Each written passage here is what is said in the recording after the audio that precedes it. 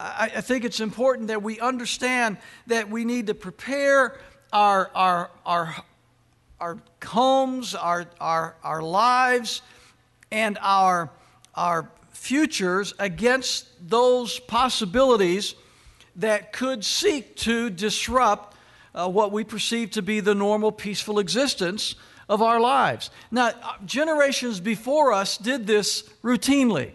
It's only been the last few generations that we have become so complacent and so accustomed to everybody else taking care of us and everything being there when we need it, to go to the store when we need it and to get something when we need it. It's always going to be there. We can't imagine that it's not going to be there. And the concept, the idea that these things may not be available to us is something that we've not thought about for many, many, many years. And I really sincerely want to try and urge this congregation that you would prepare yourselves for those difficulties which at the very least might occur, and perhaps we could even say will occur. So it's just good preparation. But I'm going to tell you there's other kinds of preparation as well. We need to prepare our own children for that which is to come.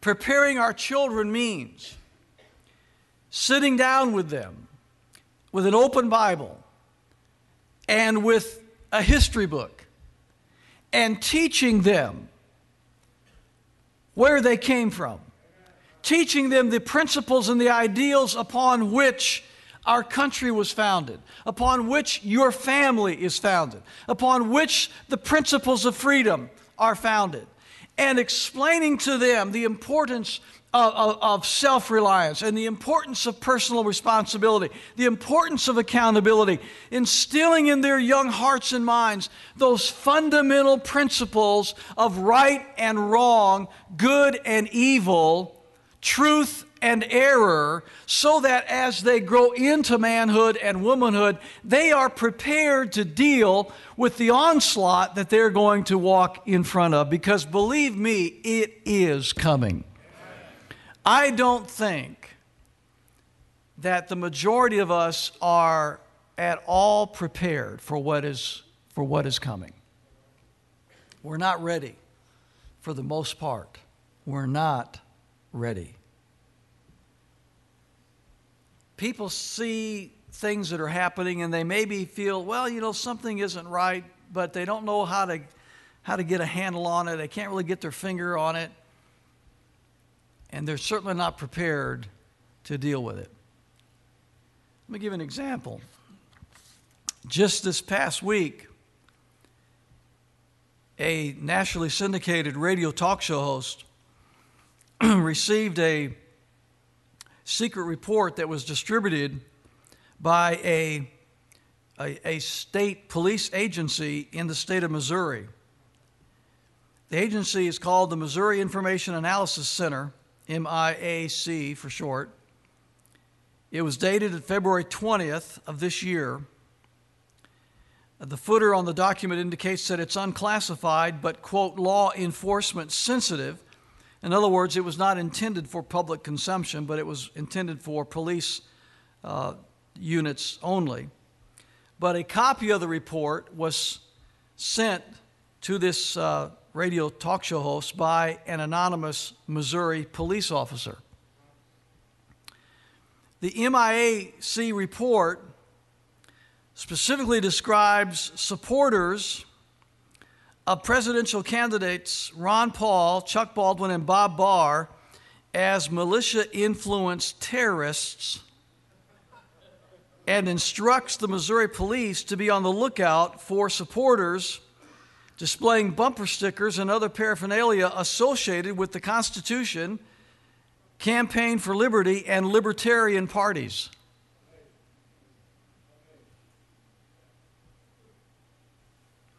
The MIAC report does not concentrate on Muslim terrorists, but rather on the so-called militia movement and conflates it with supporters of Ron Paul, Chuck Baldwin, Bob Barr, and the so-called Patriot Movement, and any other political activist organization opposed to the North American Union and the New World Order.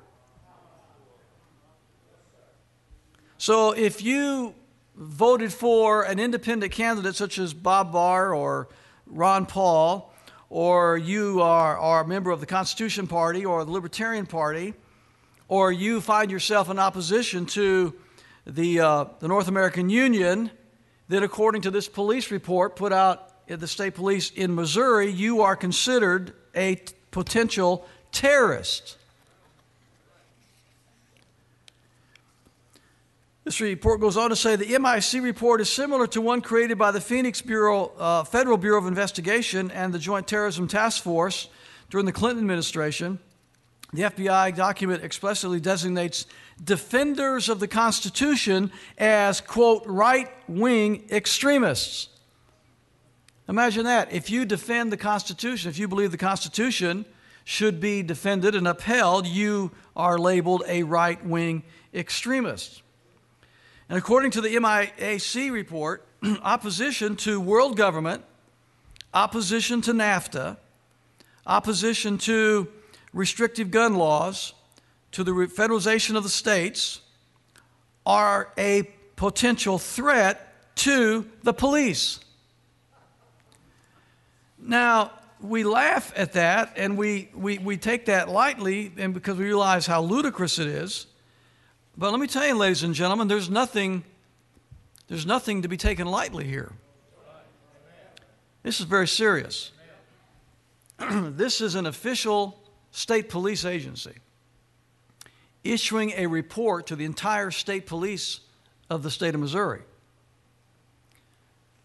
cautioning them, advising them, warning them, however you want to say it, to be on guard against people that might have a Ron Paul bumper sticker on their car, or people that would be a part of a political party that's not Republican or Democrat, or people that believe that we ought to defend the Constitution, or people that believe that that we should oppose the North American Union that is growing by leaps and bounds every day.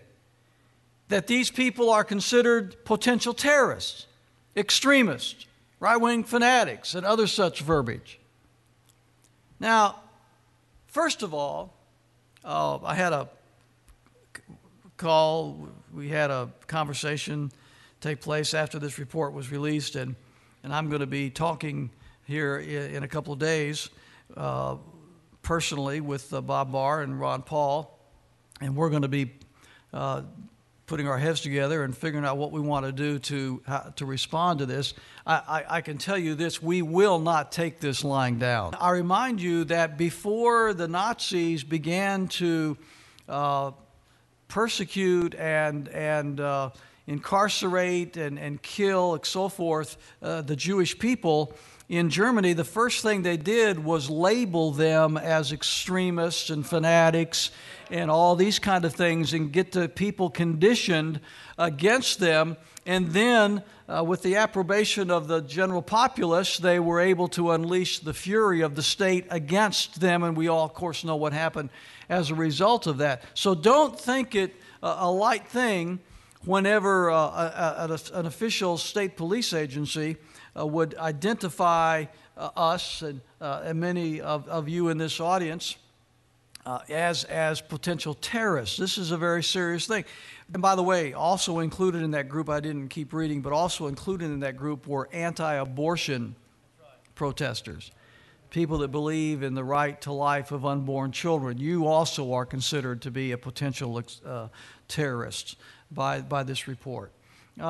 This kind of a thing is something that has been building in our country for many years as many people have sought to silence those who would stand up for not only the principles of the Word of God, but the principles upon which our country was founded.